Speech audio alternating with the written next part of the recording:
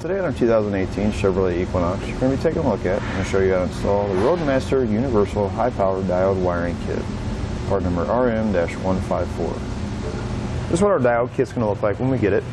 We're going to get a little bit of wire loom, zip ties. This is going to be the tether that goes between your vehicle and your RV. You're going to get your diodes and you get your 30-foot of wire.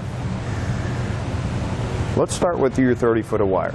If your RV does not have a 7-pole plug or current wiring, what you're going to do is you're going to take about 3 foot of this, you're going to cut it off, and this section that you cut off is going to be wired into your RV. That's where the tether comes in, because the other part of this is going to be attached to your towed vehicle or your Equinox.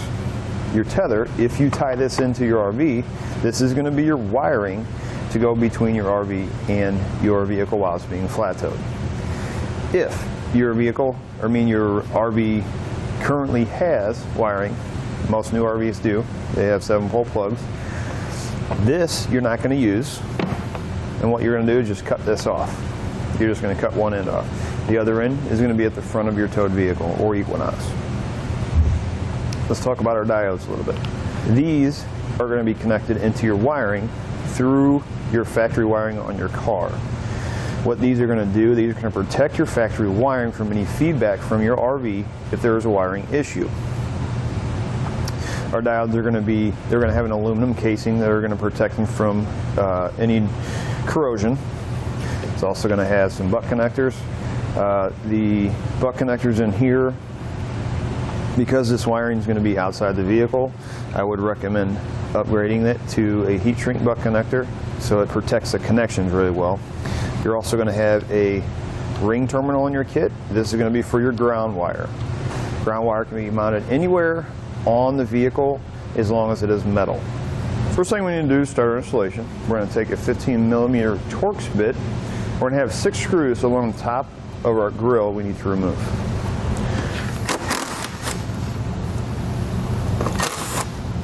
Next, we're going to take that same T15 Torx bit.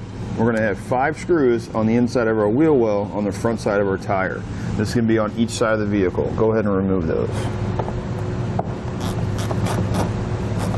Next, we're going to take a 7mm socket.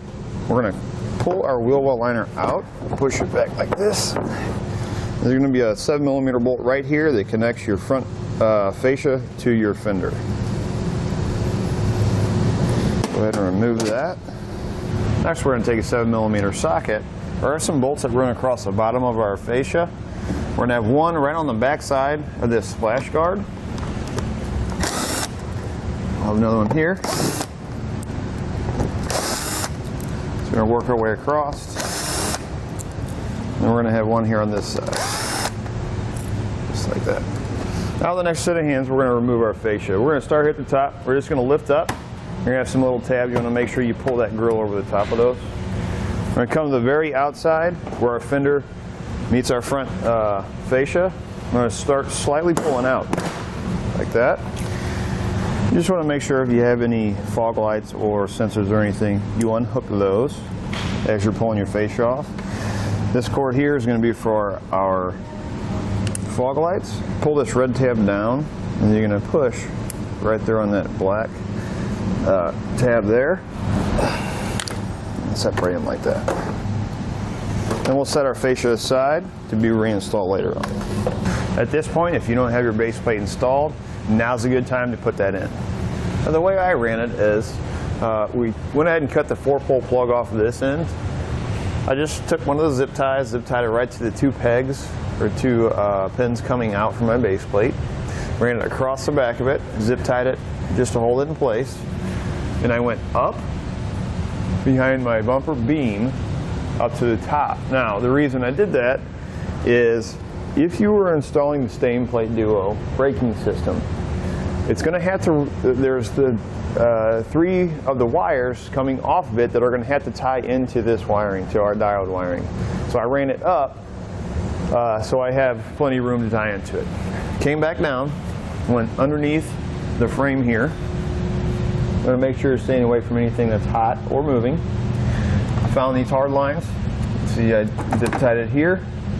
Took a 10mm socket, took these plastic screws off that run along the edge of this plastic piece, Pop down this edge, shove my wire in behind the bolt, and then put these back in.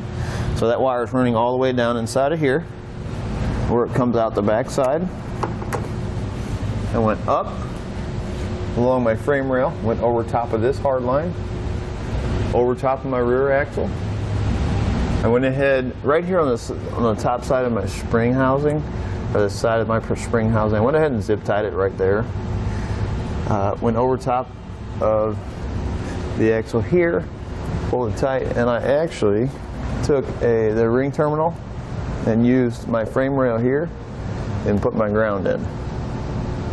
I took my 4 wires, split them. Green wire I left hanging, yellow and brown wire I fed up behind my bumper fascia. Now before I did that, I had to take out the light.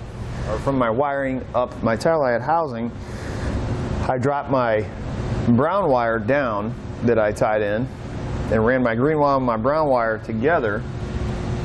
Again, my brown wire is going to be the extension that's going over to the other side to give me my running light signal.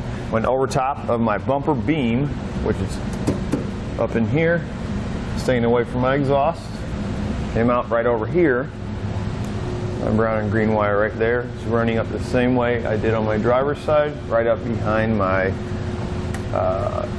fascia. Now, how I got it up and down, I just used a piece of string and a nut or a bolt. Flathead screwdriver, pop off your caps. T15 Torx bit. Remove the 2 screws.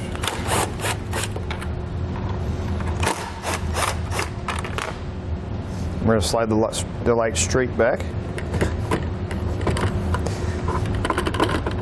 Like that. To get our lights to function properly while our vehicle is being flat-towed, we're going to have to use a resistor. The reason we have to use a resistor is because we have 2 bulbs in here. We're going to have a small one right over here in this corner. We're going to have a bigger one back here. The reason we need the resistor is because this bulb here is getting 6 volts for your running lights. This big bulb is getting 6 volts for your running lights. But this big bulb is also being used for the brake light and turn signal. When it's being used for the brake light and turn signal, it's actually getting 12 volts. So what we need to do is we need to use a resistor because we're going to use this big bulb for all 3 functions. If we tied our running light signal coming from the RV into this bulb here, which was only 6 volts, the light would be so dim that it wouldn't reflect down here on the back. It would only go out the side. Again, we're going to use this big bulb here. We're going to use a resistor.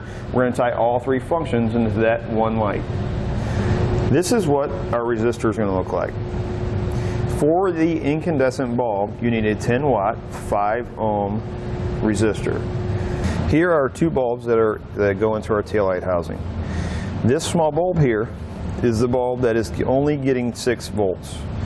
This is our bigger bulb that is doing, under normal functions, is getting 6 volts and 12 volts when the brake lights and turn signal is turned on, but only 6 volts when the running lights are turned on. So when the running lights are on, both these lights are coming on. So what we're going to do, or what we did, is we tied all of our functions into this one and put in the resistor. This one is not going to be used at all. So how we did that is we have our running light wire and we have our turn signal wire. Running light wire, when you cut it to length, you're going to use this other half, which is going to be a jumper to go over to the other side. You're going to attach your resistor. Off the resistor, you're going to put a spade connector. It can be one of the ones that comes on your diode kit, and you're going to attach it to a diode. Your turn signal is going to run right next to it on the diode. Coming out, you're going to make a jump wire. You're going to put a spade connector on each end. You're going to go from the out on the top diode, or the first diode, to the in on the second diode. Then you're going to take your signal wire, factory signal wire coming from your vehicle, and you're going to put it right next to that jump wire. You're going to take the wire, that signal wire that's coming, or that you just cut off, spade connector, you're going to put it to the out. That's out going towards the bulb. That bulb is going to give you all functions: running lights, brake lights, and turn signal. So here on our passenger side, green light or green wire is going to be our turn signal. It's going into our first diode. We have our white wire, which is my extension for my jumper wire for my running light signal coming from my driver's side. Resistor goes into the other side of the diode next to my green wire. Jumper coming off of that diode. We took our light signal, or our factory wire, we hooked it into our second diode, and then our jump wire will hook right into the second diode like that. That will give us all three functions into our large bulb. Green wire is going to be our right turn signal. Our brown wire that we doubled up over on the driver's side to make the jumper, it wouldn't reach all the way over to our passenger side, so I add a little bit of extra white wire so I can make it over here. So our running light signal, resistor, we're going to put on our diode. We're going to add our green wire for our turn signal right next to it. From this diode, we're going to make a jumper, which is just an extra piece of wire, doesn't matter what color it is, connected into the single side out of that first diode. You're going to have your second diode connected in to the inside of that diode, and then your factory wire, you can put it right next to it. And your out, single side is going out to the bulb. That's going to give you all three functions on that one bulb. Now that we're hooked up to our RV, we're going to go ahead and test out our light functions. Running lights, left turn, right turn, brake lights with turn signals.